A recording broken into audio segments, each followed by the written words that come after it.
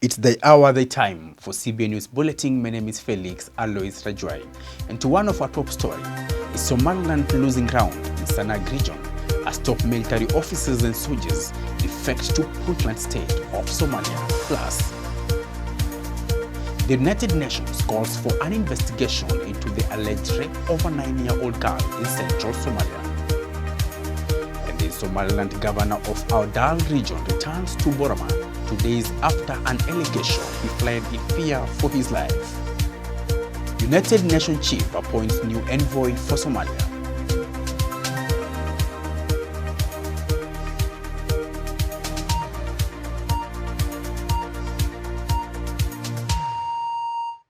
Welcome again on board.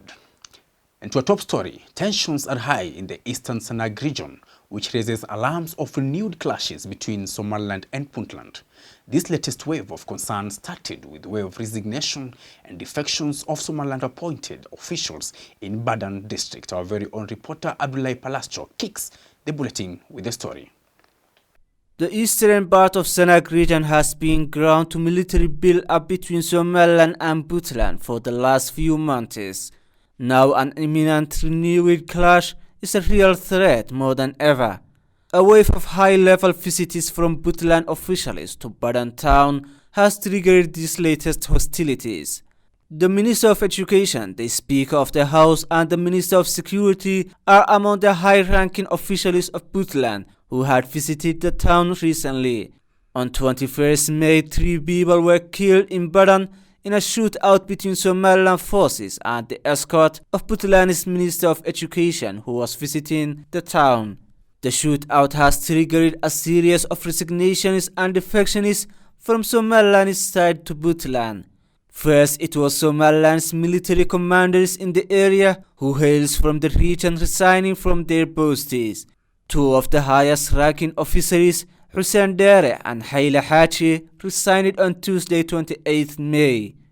They later defected to Puntland to be followed by dozens of Somaliland soldiers stationed in the area. The wave of desertions was capped off with the resignation of Somaliland's appointed governor of Badan, Ali Hussein aka Ali Somali, who resigned on Thursday from the post that he held since March last year. All these officials and officers have said their defection is due to commands from Somaliland government to prepare for an assault on Puntland. An entourage of the officials and the officers were later warmly welcomed by Puntland in Balibusle village, eastern Sanag. The welcoming officials included the Speaker of Puntland's Parliament and the commander of Puntland's Derwish forces in Sanag region, Abdullahi Omar Ashur. Somaliland and Puntland forces are also facing off each other in Yubbe town, northeastern Sanag region. Sanag region is claimed by both Somaliland and Puntland.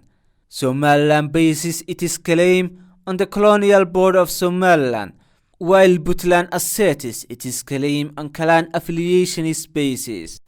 Thank you, Abdullahi Palascho, for that story. Hope they'll find amicable solution on the ground.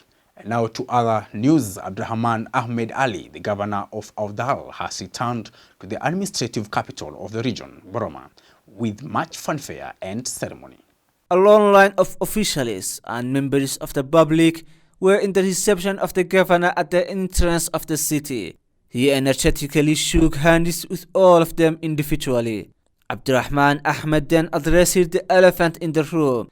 That is the allegation that he had fled the city in fear for his life. 2 days ago, a Boroma local councillor, Abdi Usman Degawene, alleged that the governor fled in fear of retribution for the murder of 2 security officers in the governor's hometown in Sanag region. Nothing has changed in the situation of the murder case of the security officers, and now I have come back at Boroma. If I were absent because of that issue, he promised to report to the people of Awdal about his long absence, saying it was to advance the interests of the region. Governor Abdurrahman Ahmed Ali was in Hargeisa for almost a month, prompting his critics to allege that he was trying to avoid a retribution for the killing of Somaliland officers in his home region. The United Nations Population Fund representative for Somalia on Thursday condemned the gang rape of a 9-year-old girl, which allegedly took place on Wednesday in Bulletin, town located some 425 kilometers west of Mogadishu. Anders Thompson, the UNFPA representative for Somalia, has called for a speedy investigation into the crime. He called on the Somali authorities to ensure the availability of adequate protection measures for girls and women in Somalia. In a statement, he said, and I quote, "We strongly condemn the gruesome act and reaffirm our commitment to stand with both the government of people of Somalia to ensure that sexual and gender-based violence is eliminated." End of quote. The girl, whose identity has been kept a secret, was taken into hospital after she was brutally raped in Bulobude. According to UNFPA, gender-based violence is a grave violation of individual women's and girls' rights. The brutal rape came a day after a 20-year-old girl was stabbed to death in north of Galkayo town in central Somalia. In March this year, a 12-year-old girl was found dead in north of Galkayo town after she was abducted, raped, and murdered. For CBA News, I am Wangui Ngugi. UN Secretary General Antonio Guterres on Thursday appointed a new UN envoy to Somalia, James Swan, barely 4 months after the Horn of Africa nation expelled the former UN diplomat. Previously, Mr. Swan served as United States Ambassador to DRC and Djibouti. Ambassador Swan will be the second American to serve as a United Nations envoy for Somalia after Jonathan Howe in 1993 and 1994. His predecessor, Nicholas Haysom, was earlier this year expelled after being accused of interfering with the country's internal affairs. Nicholas Haysom had raised concerns about the killing of protesters allied with ex-Al-Shabaab leader Mukhtar Robo. He had written a letter indicating that security forces were allegedly involved in the deaths of about 15 of the protesters and the detention of about 300 people after the government arrested Robo. For CBA News, I am Wangui Ngugi. Let's now change some gears from the UN and Somalia to Sudan's capital, Khartoum. Rebel leader Yasir Arman has returned home despite a 2014 death sentence given in absentia. He says he will stay even though Sudan's military junta has asked him to leave. Yasir Arman told the media that he is in Sudan to help resolve the ongoing standoff over who should lead Sudan's transitional government for the next 3 years. Arman, who is the deputy chairman of Sudan People's Liberation Movement, North, flew into Khartoum on Saturday after more than 20 years of living in Kenya or in Sudan's restive Blue Nile state and the Nuba Mountains area on the border with South Sudan. He said the ruling military junta sent him a message on Tuesday ordering him to leave, but Arman said he intends to stay as Sudan is his country. Arman first took up arms against Sudan's government in 1986 with the rebels of the Sudan's People's Liberation Movement under the late John Garang. After South Sudan won independence in 2011, he became involved in the rebellion against then-President Omar al-Bashir in the Blue Nile and southern Kordofan states. For CBA News, I am Wangui Ngugi.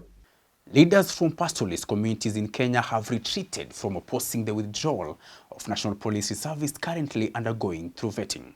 The leaders who have been against the government's move now say they support it after their grievances were addressed during a meeting led by the country's Interior Cabinet Secretary, Dr. Fred Matiang'i. Our very own Eunice Deko from Nairobi gives us the details. A 12-member committee representing leaders from the pastoral region has been formed to work with the national government security team with a view of restoring peace in the North Rift. This follows a meeting between the national security team led by Interior Cabinet Secretary Dr. Fred Matiang'i and the pastoralist parliamentary group led by the Leader of Majority in Parliament, Aden Duale. The meeting came in the midst of the ongoing NPR firearm verification process. The leaders expressed their support for the ongoing process, which is part of the police reforms meant to establish the number of NPRs in the country and to assess their suitability and their integrity. This also includes to mark firearms, undertake ballistic tests, and digitally register all NPRs. The leaders promised to work together with the executive and ensure political support during the disarmament and vetting of the NPR in the frontier counties. And we have agreed in principle that we support the vetting of the KPR or the NPR all over the country, and more so now in the North Rift, and that the specific areas which are hotspots will be done in a very gradual way to make sure that no vacuum is left.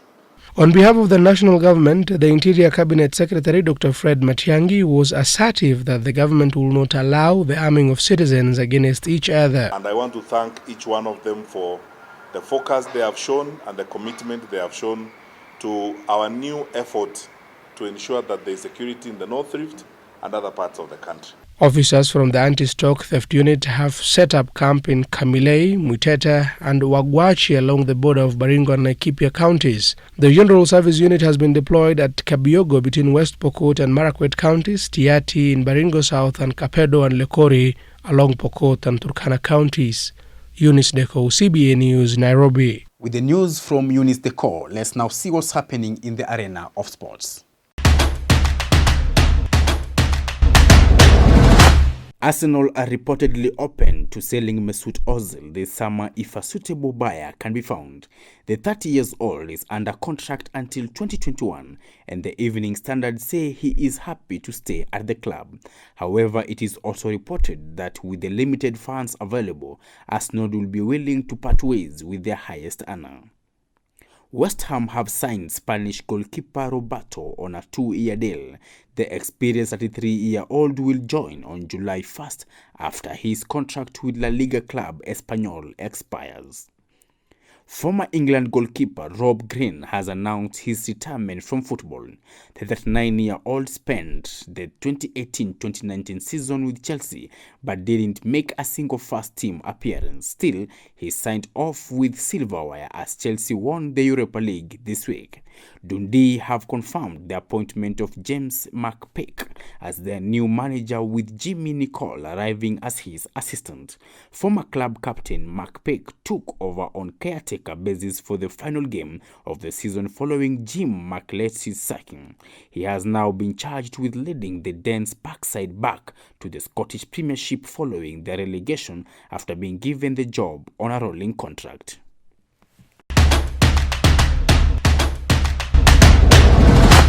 That's how we wrap up our CBA News Bulletin here at CBAtv. Please keep in touch at Otka Bariga Africa. My name is Felix, Aloice, Rajwai.